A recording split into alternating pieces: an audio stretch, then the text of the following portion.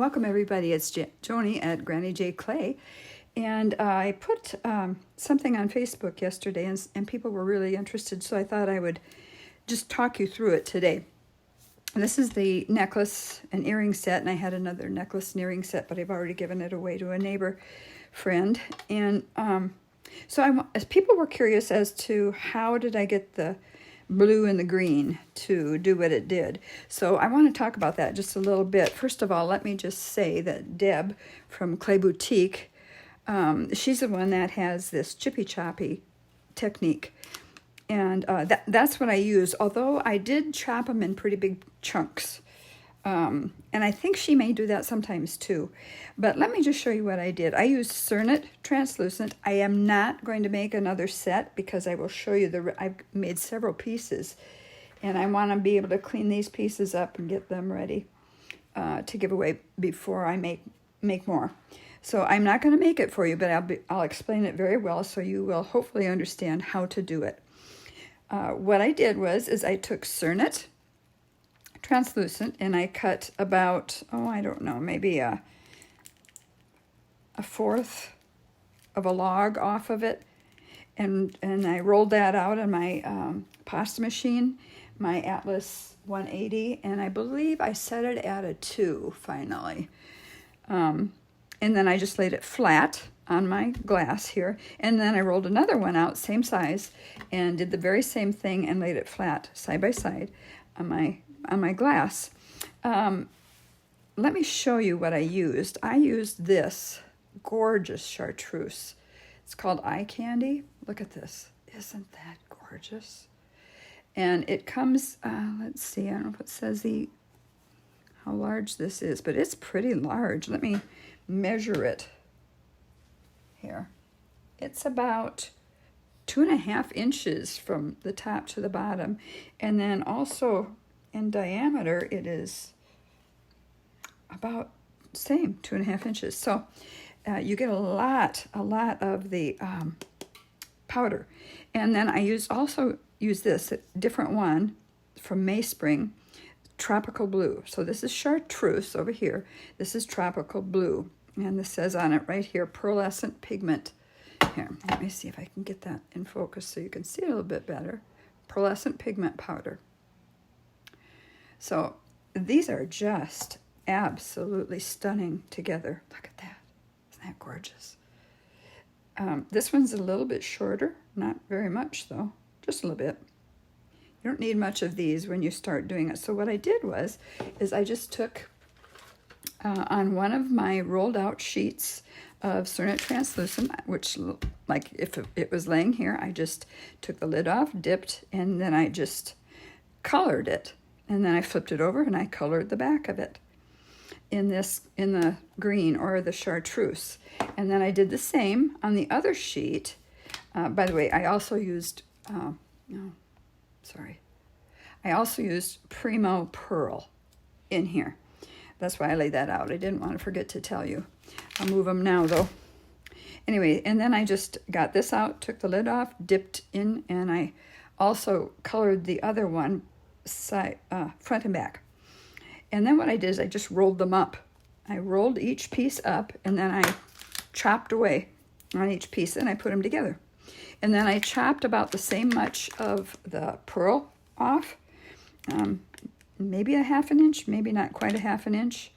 Did the same, chopped that up, and then I took another 1/2 inch or so, maybe 1/4 inch, I can't remember, of this, and I wanted it to just be the plain white translucent Cernet.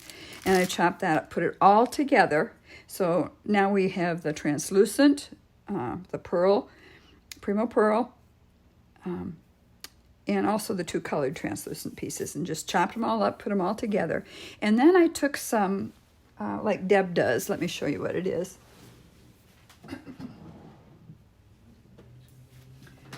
Okay, I've got a bottle of clear liquid, excuse me, a poly clay. It's called Keto Poly Clay.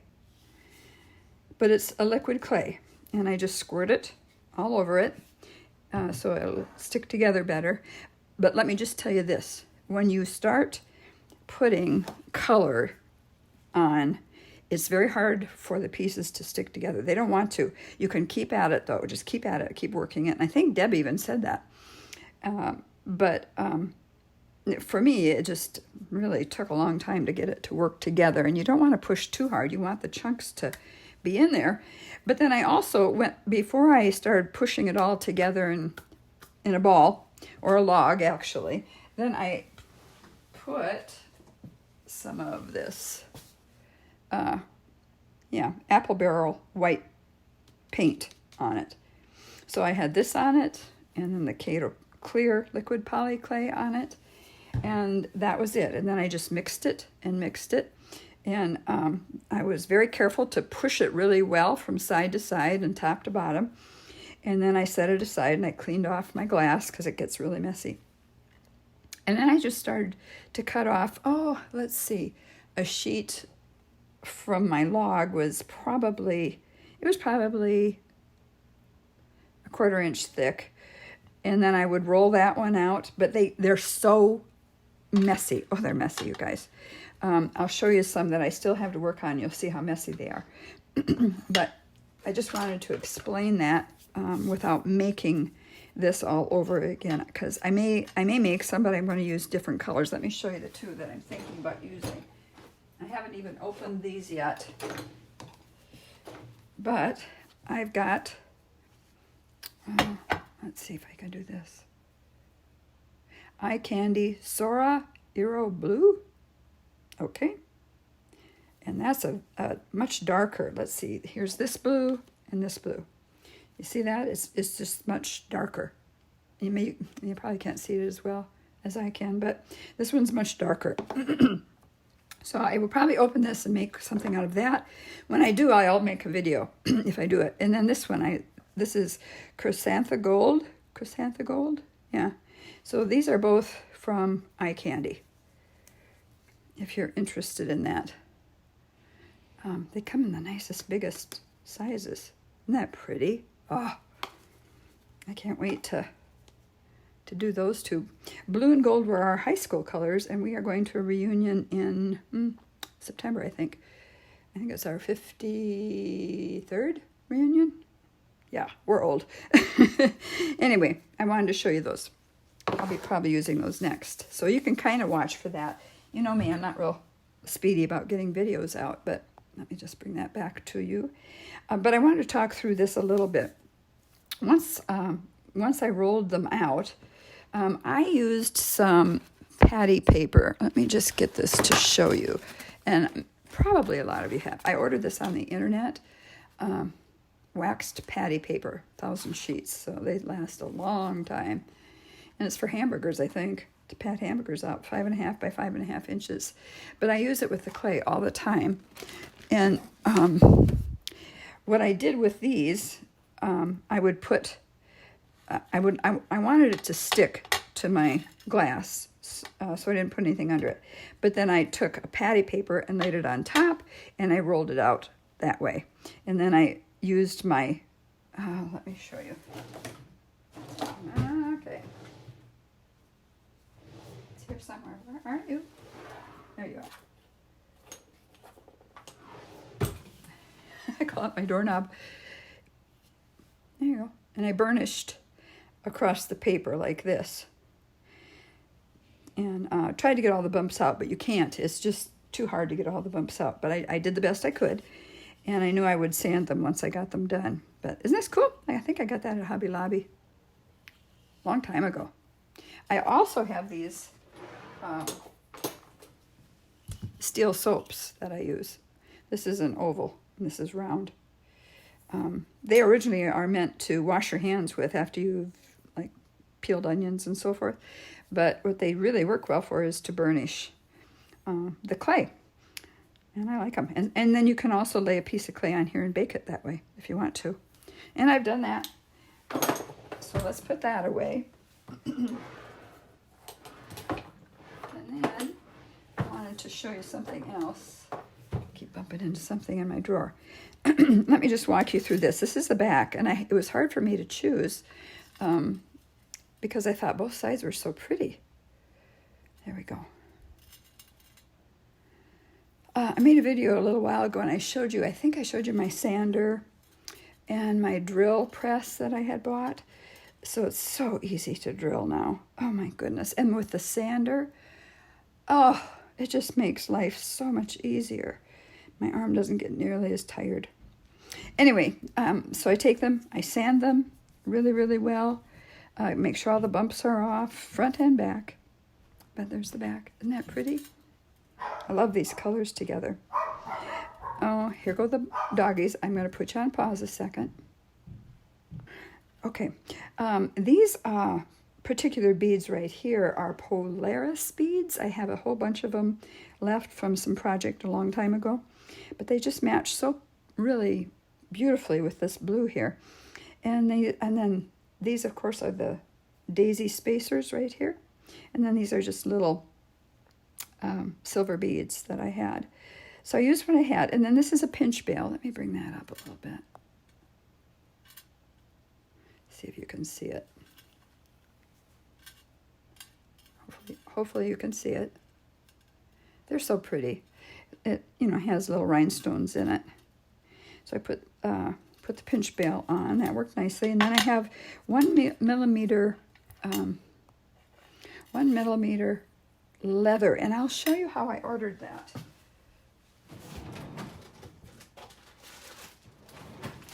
Let me just get it out quick. I have a whole little baggie of just pieces of leather that I ordered from Exotica. It's Exotica. Here, let me just show. There you go. Exotica. This is metallic copper right here, light. And you can order as much as you want. You don't have to order a great big spool. This is the one that I used for my for this one right here. So you can order, let's see, I'm not sure if it says right here how much they put, 10 feet. 10 feet of leather. And I have dark brown and black and so forth that I just kind of hold on to. All right, so back to this. And then I actually put a little bit of glue between the silver, let me see if I can bring you down just a little bit more. A little bit of glue between the silver bead and the Polaris bead right here. And then I went back also and I tied a knot. They're very inconspicuous because this leather is so thin. And then up at the top, I'll show you what I did at the top. Let's see if I can just lay it down and you can see it better. Yes. I used these, I'll show you. Bring them in here. I used these crimp tubes that have a little loop on the end of them. Maybe if I put them down in here, you can see better. There you go. But what I did is I put a little bit of glue. Let me just back out. I put a little bit of glue on my glass. And then what I did is I just took the bare leather and I just dipped it in the glue a little bit.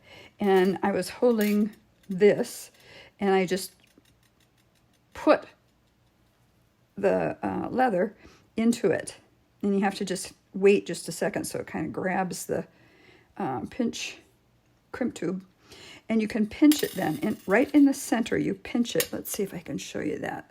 These are wonderful.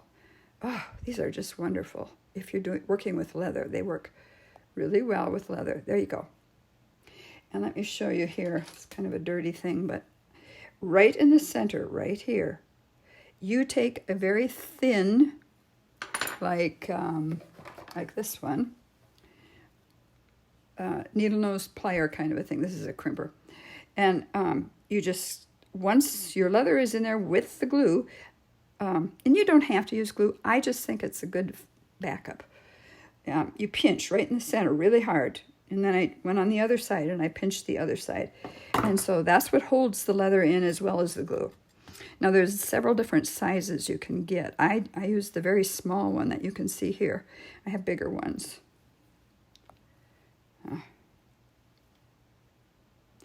But if you can get some of these crimp tubes that crimp right in the middle, they're just wonderful.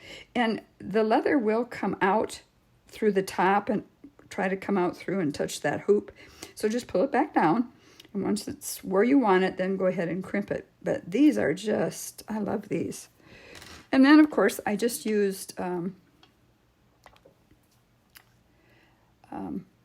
jump rings. Yeah. And then a lobster claw. So that's what I used. And then, of course, on the earrings, here we go. Let's bring these up too a little bit. I just put a jump ring on here, and then also just an ear wire, just an easy ear wire, because they hang kind of long. If you want something longer, what I've done is I've added chain, a little piece of chain, like maybe 3 or 4 rings of the chain, you know, cut it off and put it on this jump ring, and then you can attach your ear wire to the chain if you want it to hang longer. So that's what I did with that. I hope that's understandable for you. Sometimes when I begin to explain something, my words get all mixed up. So anyway, that is that. So the most important thing I wanted you to know is what I used as far as the clays, and then the Mayspring Tropical Blue and the Eye Candy Chartreuse. And I ordered them over the internet. Yeah. Now, let me bring in a few of mine that are not, well, I'm going to lay this here because you'll want to see the difference, I'm thinking. But before I did all this, and of course I have resin on it. I resined the top and I resined the bottom. And then I put resin here after they were both done. Or had cured. I put a little resin here, dipped my finger in it, and I ran it around the edge. So there's a little resin all the way around the edge. And this is what it looks like before. A mess. Just really a mess. Let's see here if I can come up a little bit. And I can feel all kinds of bumps still in here. But boy, my sander just took those out, and it just did a beautiful, beautiful job. If you didn't see my new sander, you can jump back on my videos. I'll see if I can find that for you and put it in the description. But I sand them front and back and sides. Here's the back. Oh, I also wipe them down before I put them in the oven to cure. I use alcohol to wipe them down a little bit. But you can kind of see that there's still a lot of white on it. And that sander takes it right off. It's just, it's an amazing thing. So from this to this is pretty nice. Okay, that's all I wanted to show you was those. And then that was that. Let me think here if there was something else I was going to show you. I don't think so. But I'm glad everybody enjoyed looking at this. This is I really like this. Deb really came up with a great idea with that chippy-choppy, didn't she? I don't try to make a stone, although really some of them do look like stones. I'm quite amazed. Let's see if I've got another one up here I can show you that I just did. Let me look here.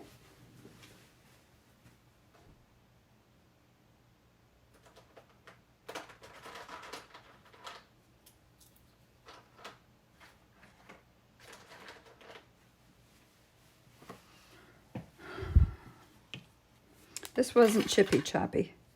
And maybe I've shown you these before. I think I have. I went back and I did put clay on these, some brown clay, and textured it. But this is a Mokumegane print. And oh, they turned out so, so pretty. Something stuck to that. And I made some earrings also to go with these. Let me just pull a few of those out.